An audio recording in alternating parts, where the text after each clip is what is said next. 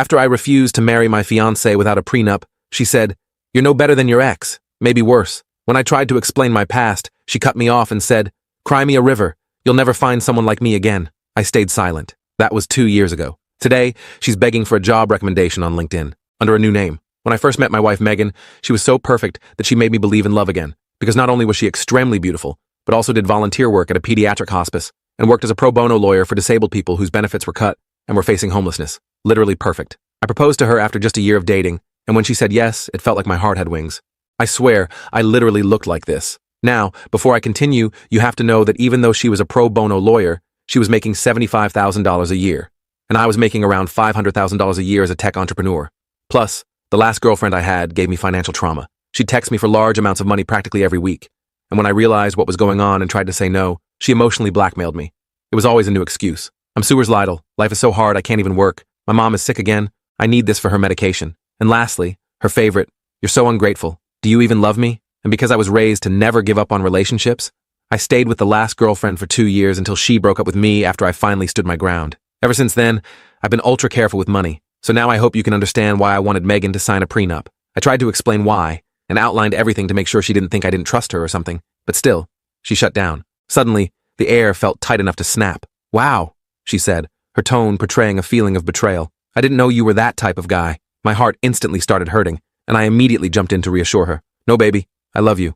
And if anything ever happens, I will always make sure that you are covered, no matter what." But still, this wasn't enough for her, and tears started welling in her eyes. She probably expected me to instantly change my mind, to tell her that I was sorry and I take it back. And if it was the old me, the one before my ex, I probably would have. But I had already sworn to myself that I was never going back to financial abuse. So I just held her in silence, wondering if I had chosen another wolf in sheep's clothing. And I guess she picked up on me being adamant about my decision, because that's when she walked right out of our shared home and drove over to her mom's place. I honestly didn't know what to do. On the one hand, I had this nagging feeling in my gut that she wasn't the one. But on the other hand, a part of me felt guilty, like I had somehow failed her. I decided to just give her some space, let her process everything. I never heard from her again, until a week later, that is. That's when she knocked on the door. Her eyes were puffy, and her mouth was set like she'd already made up her mind. She didn't waste time, didn't ask how I was, didn't offer a hug. She just sat down at the kitchen table and took a deep breath like she was about to deliver a verdict. I can't marry someone who doesn't trust me. I just sat there, feeling everything and nothing at the same time. She stood up,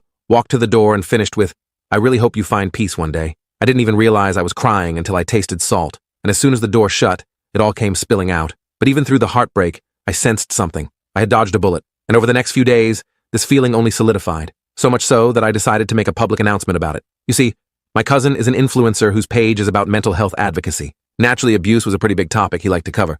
So I decided to submit a story, nothing about Megan and her shenanigans. In fact, I didn't even mention her name. I simply informed him of the signs and causes of financial abuse, and that men could suffer from it too. In the caption was a GoFundMe for a local women's domestic abuse center, which I started by donating $10,000 to. It gained a lot of traction very quickly. It made me feel like everything truly does happen for a reason, and that's when I got the text. It was Megan. She sent me a link to the post and said, "I wonder what the world will think of this." In the next photo she sent, her arms and legs were covered in bruises that I never gave her. I was trying to make sense of it, but I couldn't. Was she threatening me? Soon after, I got the notification that I was tagged in a post on Instagram. The photo was the one she had just sent me. Sometimes the ones who preach the loudest about abuse are the ones doing it behind closed doors. #BelieveWomen. My chest tightened. Trying to ruin my finances is one thing, but my life, the one that I had built from the ground up, that was a different story. And I was ready to get her back, except 100 times worse. I immediately started gathering evidence. Every text, every email, every interaction we'd ever had. I wasn't going to let Megan destroy everything I'd worked for with her lies. My hands shook as I took screenshots of our conversations, especially the ones where she threatened to make me pay if I didn't give her money. The sick feeling in my stomach grew with each message I reviewed. Memories of our 3-year relationship now tainted by her vindictiveness. I organized everything chronologically, adding timestamps and notes to provide context, creating a digital paper trail of her escalating behavior. After 3 hours of compiling evidence, my eyes burning from staring at screens, I made my own post. I didn't attack her or call her names. I simply shared the truth with receipts to back it up. Screenshots of her demanding money, first asking for loans that were never repaid, then outright demanding cash. Her threats when I refused. The timeline of our relationship ending and her escalating behavior. I even included the audio recording from when she showed up at my apartment at 2 a.m., pounding on the door and screaming that she'd ruin me if I didn't take her back, her words slurring from whatever she'd been drinking that night. The response was immediate and overwhelming. People who had initially believed her accusations started questioning her story. Friends messaged me privately saying they'd noticed red flags in her behavior before, but had been afraid to mention them. My post was shared hundreds of times across multiple platforms, and the tide of public opinion shifted dramatically. Some of her closest allies even reached out to apologize for believing her without hearing my side. Megan didn't take this well. She created fake accounts to harass me online, leaving vicious comments on everything from my professional profiles to old vacation photos. She called my workplace and told my boss I had stolen from previous companies, forcing me to have an uncomfortable conversation with my manager. She even contacted my parents with wild stories about me having substance problems, causing my mother sleepless nights until I could convince her it was all fabrication. But each time, I documented everything and added it to my growing file of evidence, the folder on my desktop expanding like a digital tumor I couldn't excise. The final straw came when I walked out to my car one morning and found all 4 tires slashed, the rubber hanging in ribbons from the rims. A note under the windshield wiper simply said, "Pay up or worse next time," written in the looping handwriting I recognized all too well from birthday cards and love notes she'd once given me. I called the police, filed a report, and used the evidence I'd gathered to get a restraining order against her. The officer who took my statement looked through my evidence file and remarked he'd rarely seen such thorough documentation of harassment. With the legal protection in place, things started to calm down. The constant notifications from unknown accounts slowed to a trickle. I could answer my phone without my heart racing. But then mutual friends began reaching out with their own Megan stories, as if her targeting me had opened a floodgate of shared experiences. Jordan told me how she'd borrowed his car and returned it with a dent in the passenger door, then denied responsibility despite the fresh damage. Morgan shared screenshots of Megan asking to borrow money with no intention of paying it back, always with some emergency that later proved false. Even her former roommate Linda contacted me about how Megan had stolen her clothes and denied it, despite being caught wearing them at a party they both attended. And as these stories spread through our social circle like wildfire, Megan's support network shrank rapidly. I heard through mutual friends that she lost her job after showing up at my workplace and causing a scene despite the restraining order, screaming accusations across the lobby until security escorted her out. Her roommate kicked her out after discovering she'd been using her credit card without permission to buy designer clothes. Within 2 months, Megan had burned nearly every bridge she had, leaving her isolated and increasingly desperate. I didn't feel good about her downfall. Despite everything, I remembered the good times we'd had before things went bad. Weekend trips to the coast, cooking elaborate meals together, the way she could make me laugh even on my worst days. When I heard she was struggling to find work because of her reputation, I anonymously helped her get an interview at a friend's company across town. I made sure my friend knew nothing about our history, just that she needed a chance. It was the kind of thing the old Megan would have appreciated. To my surprise, Megan got the job and seemed to be turning things around. She started seeing a therapist and even made public apologies on social media for her past behavior and poor choices. She didn't name me specifically, but it was clear who she was talking about. For a while, it seemed like she was genuinely changing, and I allowed myself to hope that perhaps the worst was behind us both. During this time of relative calm, I met Quinn at a friend's birthday party. Quinn was funny, kind, and refreshingly straightforward, with an easy laugh and thoughtful questions that showed genuine interest. After my experience with Megan, I appreciated Quinn's honesty and direct communication style. We started dating, taking things slow and building a healthy relationship based on mutual respect. For the first time in over a year, I felt like I could breathe freely again. 6 months into my relationship with Quinn, the gifts started arriving at my apartment. First, it was a book I'd mentioned liking during my relationship with Megan, wrapped in familiar paper with no note. Then flowers delivered to my door, the arrangement suspiciously similar to ones she'd given me before. Then more personal items that showed Megan had been paying attention to my social media despite being blocked. A coffee mug from a brand I'd recently posted about. A vinyl record from a band Quinn and I had seen in concert. I never acknowledged the gifts, hoping she'd stop, but each delivery sent a chill down my spine. She didn't stop. Instead, she escalated by showing up at restaurants when Quinn and I were having dinner, claiming it was just a coincidence, while staring at us from across the room. She'd send messages from new accounts saying things like, "She'll never understand you like I do," and "I've changed, give me another chance."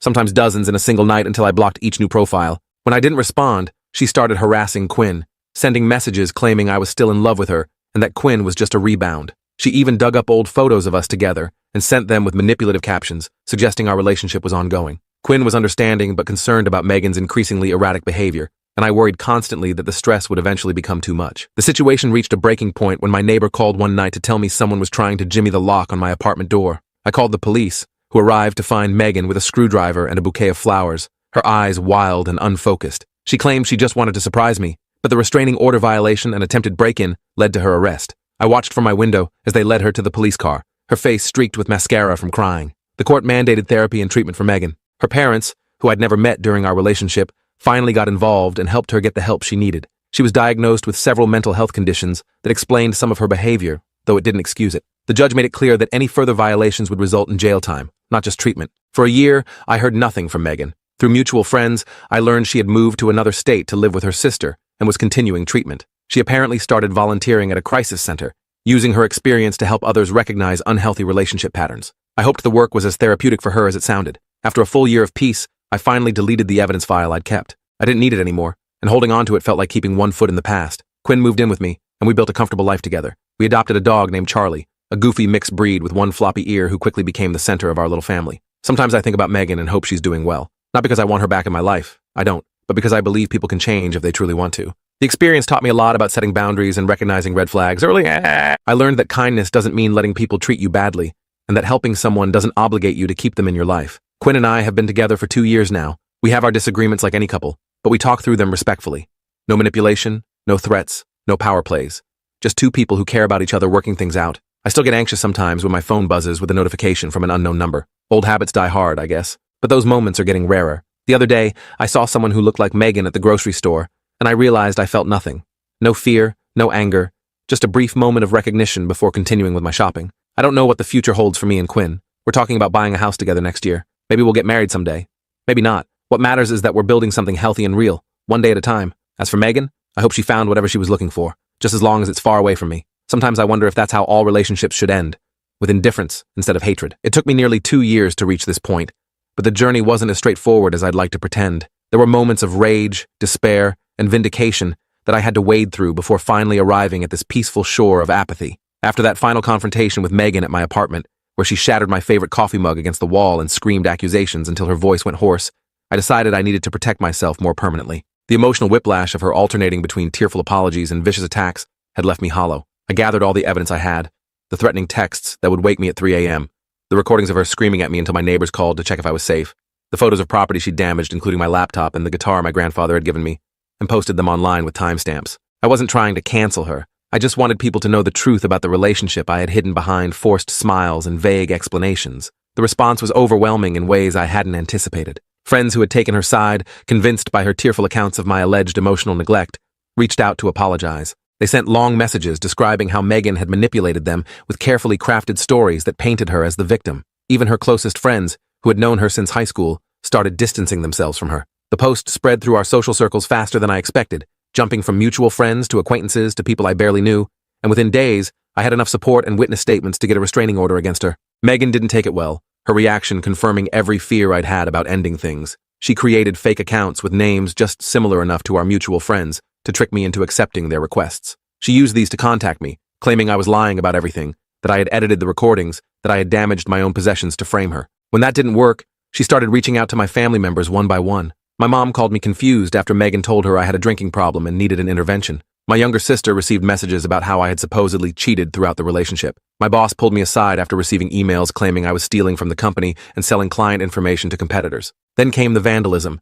escalating from annoying to frightening in a matter of weeks. I walked out one morning to find my car covered in eggs and scratches down both sides, the word liar keyed into the hood. 2 days later, someone had stuffed my apartment mailbox with rotting food. The security camera from my apartment building caught her in the act both times, her face contorted with a rage I recognized all too well, which only added to my growing file of evidence against her. As Megan's behavior got worse, more people started coming forward with their own stories about her, as if my public post had broken a dam of silence. A guy from college described how she spread rumors that ruined his reputation after he broke up with her, forcing him to transfer schools. A former roommate shared how Megan had stolen her clothes and money, then gaslighted her into believing she was just forgetful and irresponsible. A coworker revealed how Megan had sabotaged her presentation to get promoted ahead of her. The pattern was clear to everyone now, a mosaic of manipulation that spanned years. Within 3 months, Megan's life was falling apart in a way that should have felt like justice, but somehow didn't. She lost her job after showing up at my workplace and causing a scene, screaming about betrayal while throwing my personal items from her purse onto the lobby floor. Her roommate kicked her out after finding her going through my old social media photos at 3 a.m.,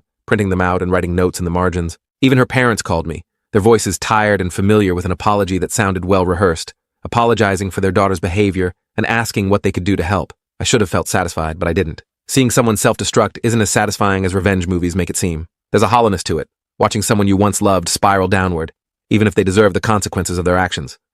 So when I heard through mutual friends that Megan was struggling to find work, sleeping on couches and running out of people willing to help her, I anonymously helped her get a job at my friend Taylor's company. Taylor knew the situation, but agreed to give her a chance as long as she never knew I was involved. I told myself it was closure, not kindness. For a while, things improved. Megan started therapy and even posted a public apology on social media, acknowledging her behavior without naming me specifically. She seemed to be getting better, attending group sessions for anger management and reconnecting with family members who had distanced themselves. I was happy to move on with my life, especially after meeting Quinn at a friend's housewarming party. Quinn was everything Megan wasn't: calm, secure, respectful of boundaries. For the first time in years, I felt safe enough to be vulnerable again. Then the gifts started arriving at my door. Small things at first. Books I had mentioned liking years ago, my favorite snacks from that specialty store across town, handwritten notes about reconnecting and second chances we deserve. I ignored them, hoping she would stop, but they kept coming with increasing frequency. Quinn was understanding but concerned, especially when Megan started showing up at restaurants where we were having dinner or accidentally running into us at the movies, always acting surprised to see us despite choosing seats just close enough to maintain eye contact. The final straw came when Quinn started receiving messages from unknown numbers, describing personal details about our relationship that only Megan could have known. The pet names we used, the weekend trips we had taken, even what our bedroom looked like. She was clearly watching us, learning our routines, finding ways to insert herself into our lives like a virus reinfecting a system that had almost healed. One night, we were awakened by the sound of someone trying to pick the lock on our front door, the metal scratching against metal in the darkness. I called the police while Quinn turned on all the lights and shouted through the door. By the time officers arrived, Megan was gone, but the security camera had captured everything.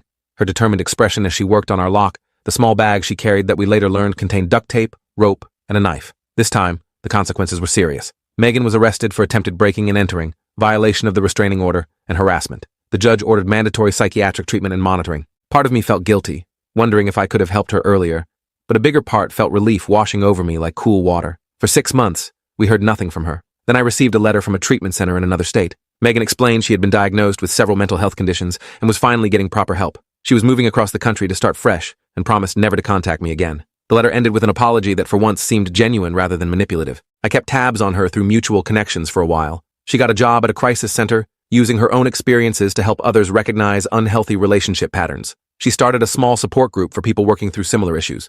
From a distance, she seemed to be channeling her intensity into something positive. After a year without any contact or incidents, I deleted the evidence file I had kept. It felt like closing a chapter that had gone on too long. Quinn and I celebrated with a weekend trip to the beach, where we talked about our future without Megan's shadow hanging over us. We found a small house with a yard big enough for the dog Quinn always wanted. I got promoted at work, and Quinn started taking night classes to finish a degree. Our life together became wonderfully ordinary.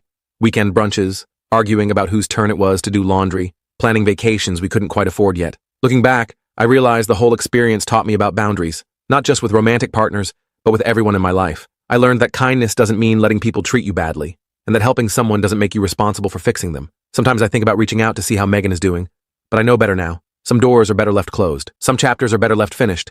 Some people are better left in the past. Quinn and I are having dinner with friends tonight. We'll probably talk about normal things, work stress, the new restaurant downtown, whether we should get a second dog. Megan won't come up in conversation. She rarely does anymore. And that's exactly how it should be. I check my phone as we walk to the restaurant. Quinn notices and squeezes my hand. "Everything okay?"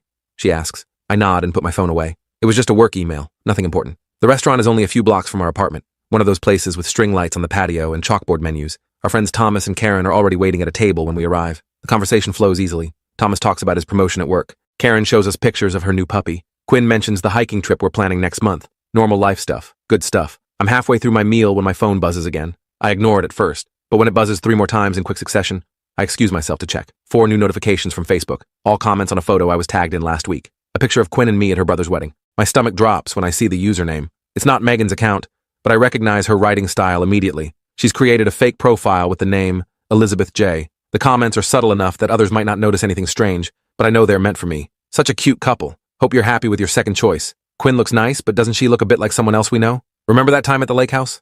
Good memories. Wonder if Quinn knows about your past. I block the account immediately and return to the table. Quinn gives me a concerned look, but I shake my head slightly. Not now. Not here. Later that night, after we get home, I tell Quinn about the comments. She's known about Megan from the beginning of our relationship.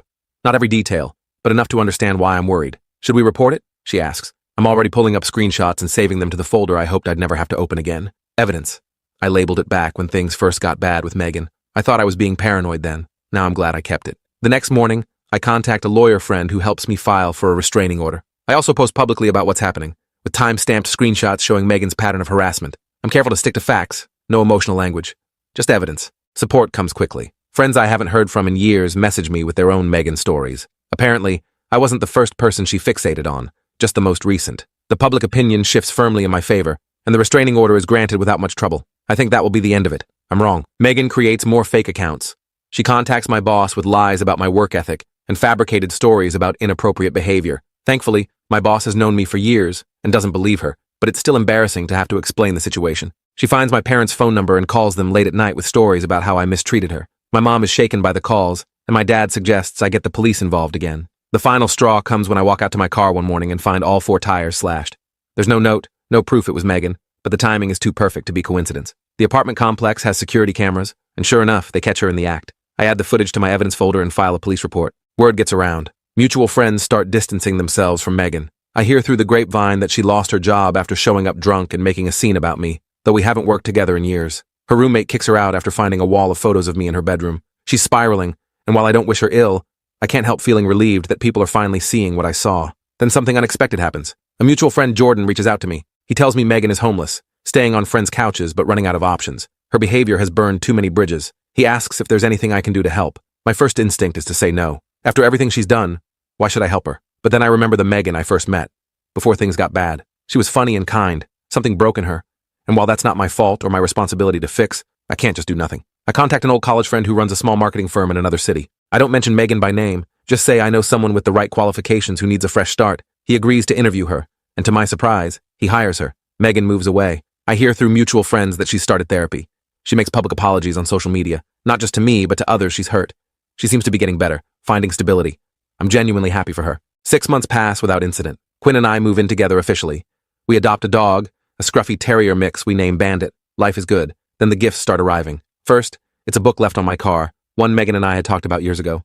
There's no note, but I know it's from her. Then flowers delivered to my workplace. Then handwritten letters about how much she's changed, how therapy has helped her see her mistakes, how grateful she is for the job opportunity. I don't respond to any of it. I add everything to the evidence folder and try to move on. But Megan doesn't stop. She starts showing up at places she knows I'll be. The coffee shop near my apartment. The park where Quinn and I walk Bandit. Always with the same story. She was just in the neighborhood, and what a crazy coincidence to run into me. When she starts targeting Quinn, leaving notes on her car and messaging her on social media, I know I have to act. Quinn is scared, and honestly, so am I. The breaking point comes when our apartment building's security camera catches Megan trying to pick the lock on our door at 2 a.m. The police arrest her, and this time, the judge isn't lenient. She's ordered into a psychiatric treatment program with strict conditions about contacting me or Quinn. I don't hear anything about Megan for almost a year. Then Jordan calls to tell me she's completed her treatment and moved to Seattle. She's working at a women's shelter, using her experience to help others recognize unhealthy relationship patterns. She's found purpose in her pain, he says. I'm glad for her. Truly. After another 6 months without any contact, I finally delete the evidence folder. It feels like closing a door that's been left ajar for too long. Quinn and I get engaged the following spring. We buy a small house with a yard for Bandit. I get promoted at work. Life moves forward. Sometimes I still think about Megan, but not with fear or anger anymore. I hope she's found peace. I hope she's still helping others.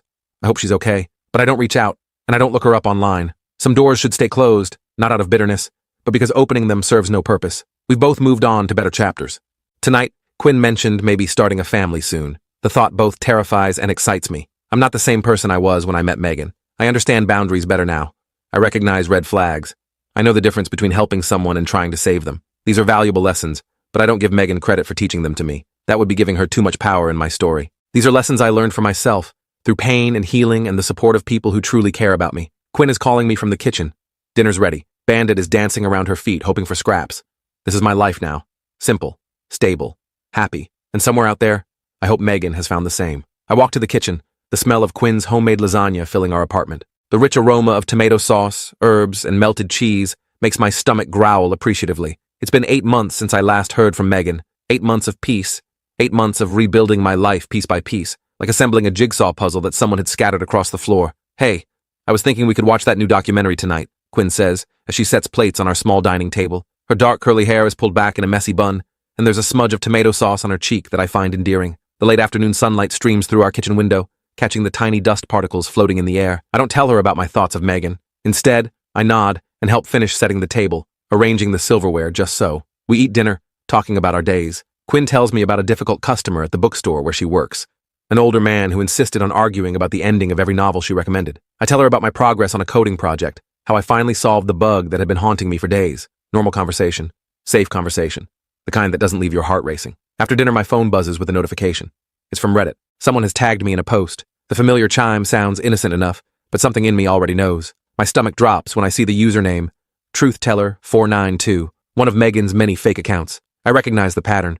She always includes numbers that have significance to her, like her birthday, April 9th. The post is in r/relationships. It's a long story about how I manipulated and abused her, how I turned everyone against her with lies. It's detailed enough that anyone who knows us would recognize who she's talking about.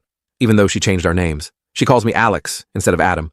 But the details, my job, my hobbies, even the scar on my left hand from a childhood accident, are all there. Quinn notices my expression and asks what's wrong. I show her the post, watching as her warm brown eyes scan the text, widening slightly at the more outrageous claims. She's starting again, I say quietly, my voice barely audible over the hum of our refrigerator. That night, I can't sleep. The sheets feel too warm, then too cold. Quinn's gentle breathing beside me usually soothes me, but not tonight. I get up and go to my computer. I still have the folder, the one labeled Evidence.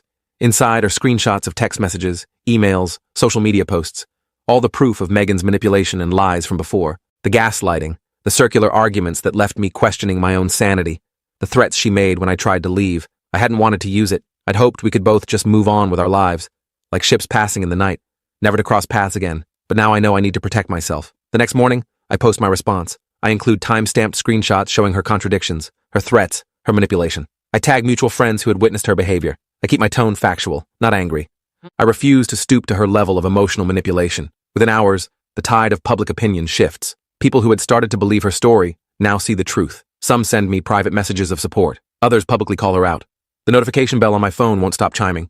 I file for a restraining order that afternoon.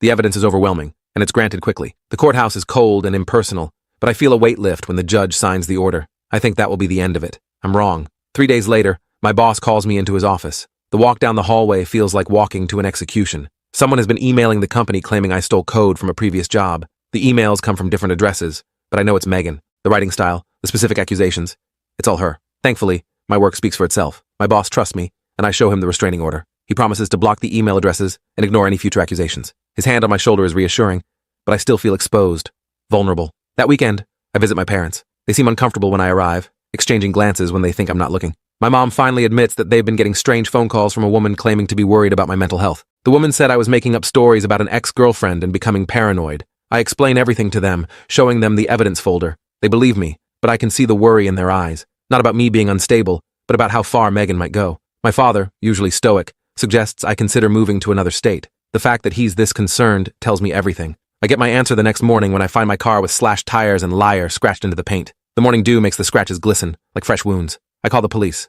They take pictures, file a report, and I show them the restraining order and the evidence folder. They promise to patrol my neighborhood more frequently, but we all know they can't watch 24/7. The officer's sympathetic look tells me he's seen this before, and that it rarely ends well. I install security cameras at my apartment. Quinn is scared but supportive. She stays with a friend for a few nights until we feel safer. The apartment feels empty without her, and I jump at every sound. The final straw for Megan comes a week later. She creates another post, this time with even wilder accusations. But now, people are ready. Mutual acquaintances comment with their own stories about her manipulation. Former friends share screenshots of her contradicting herself. Someone even posts video of her vandalizing my car caught on a neighbor's security camera. The footage is grainy but unmistakable. Her distinctive walk, the red jacket she always wears. Her social media accounts go quiet after that. I hear through mutual friends that she's lost her job after her boss saw the posts. Her roommate kicked her out after learning about her behavior. She's staying with her parents in another state. I should feel vindicated, but mostly I feel tired. For months, there's silence. I start to relax. Quinn moves in permanently. We adopt Bandit, a scruffy terrier mix from the local shelter. Life settles into a comfortable routine. Morning coffee, work, evening walks with Bandit, weekend brunches at the cafe around the corner. The simple pleasures I once took for granted now feel precious. Then I get an email from a former coworker. Megan is looking for work in their industry. She seems different, they say. Calmer. She's been seeing a therapist. She's made public apologies on social media for her past behavior, without naming names. Despite everything, I feel a twinge of sympathy. I know what it's like to hit bottom, to need a second chance, to wish someone would just believe in you. I don't contact her directly. That would violate the restraining order. And honestly, I don't want to open that door. But I do send an anonymous recommendation to a company looking for someone with her skills. I don't lie about her abilities. She is talented. I just give her the opportunity to prove herself. It's a mistake. 2 weeks later, flowers arrive at our apartment.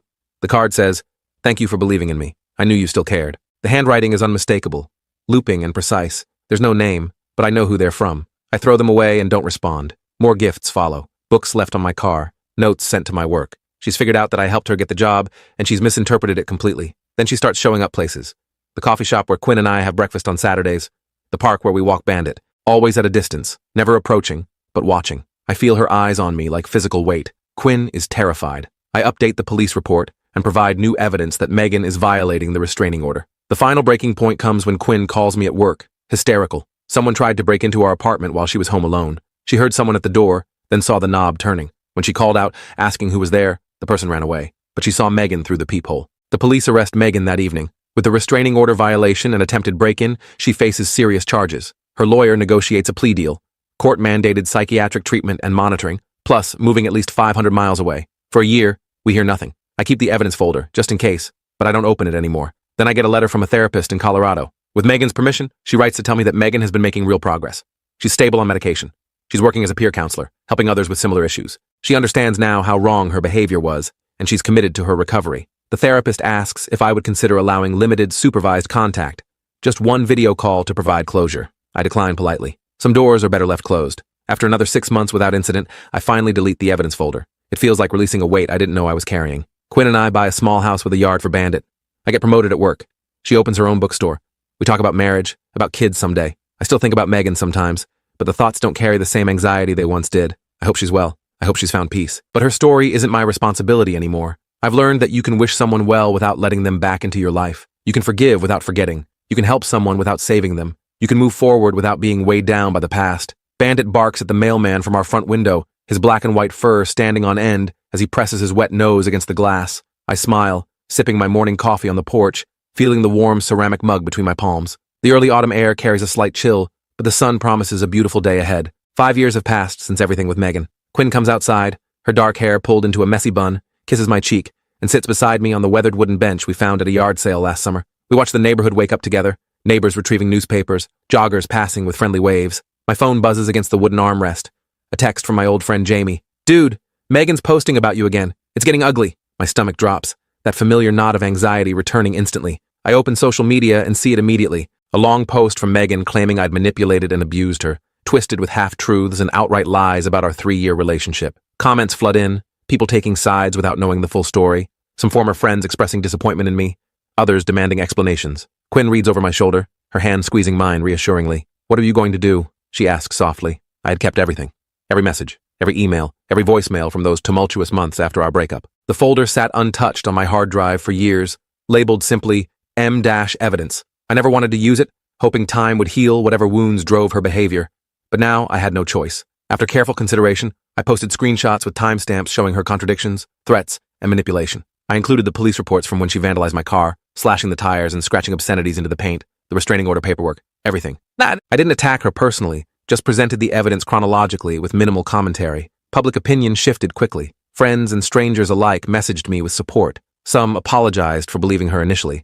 The post spread beyond our social circle, shared by people concerned about false accusations. My phone wouldn't stop buzzing with notifications, to the point where Quinn suggested I turn it off for the evening. Megan escalated.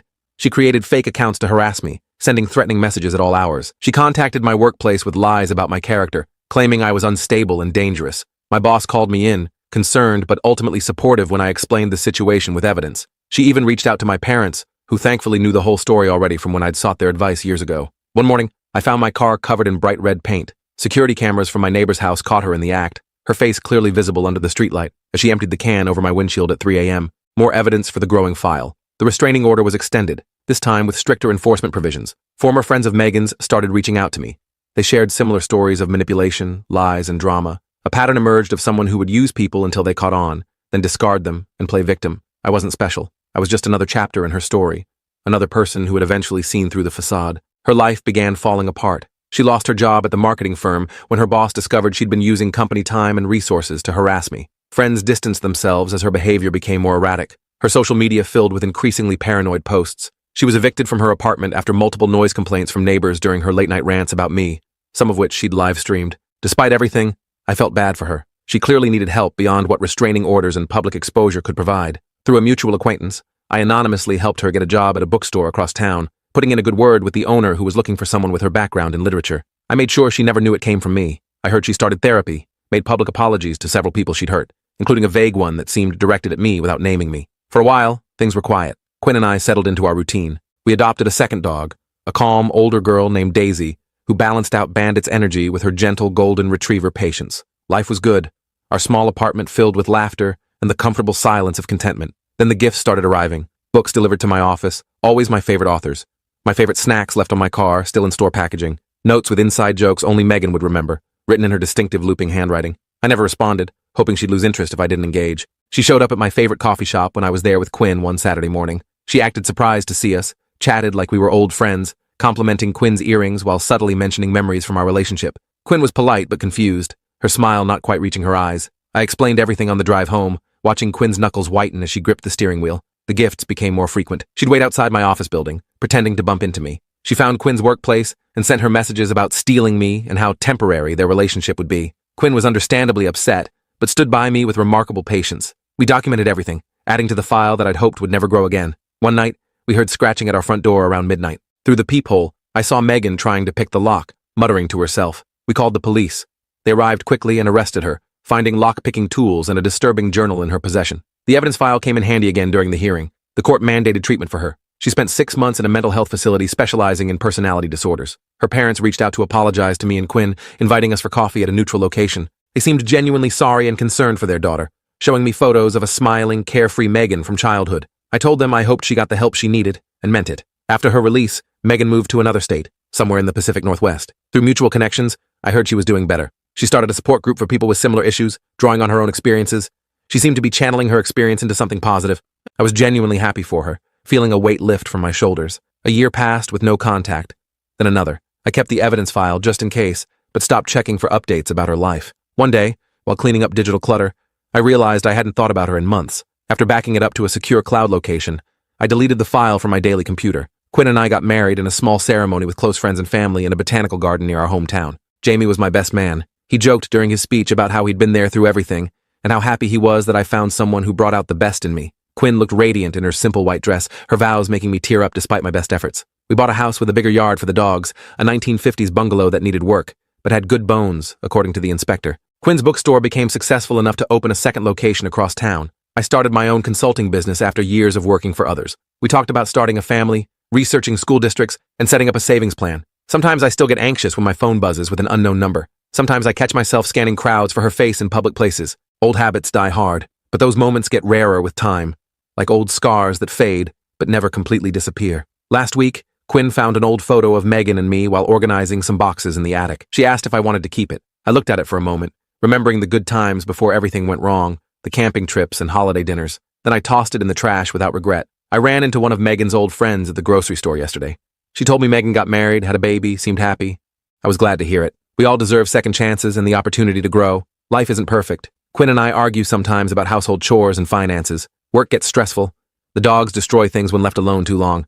But it's real, and it's healthy, and it's ours. I don't check my rearview mirror for her car anymore. I don't worry about what she might do next. I've stopped bracing for the next crisis. Sometimes people ask why I didn't press more charges, why I helped her get a job, why I didn't expose her publicly sooner. The truth is complicated. I wanted peace more than revenge. I wanted her to get better, not suffer more. I wanted to move on. Quinn understands this about me. She says it's both my best quality and my biggest weakness. She's probably right. Yesterday, we found out Quinn is pregnant. We're terrified and excited. I think about the kind of parent I want to be, the lessons I want to teach our child about boundaries, about kindness, about standing up for yourself while still having compassion for others. I've learned that healing isn't linear. Some days are harder than others. But I'm not looking back anymore. I'm looking forward, to our growing family, to our next chapter. The past doesn't disappear. It shapes us, but it doesn't have to define us. Bandit and Daisy are curled up together on the couch. Quinn is reading a book, her free hand resting on her stomach. This is my life now, and it's enough.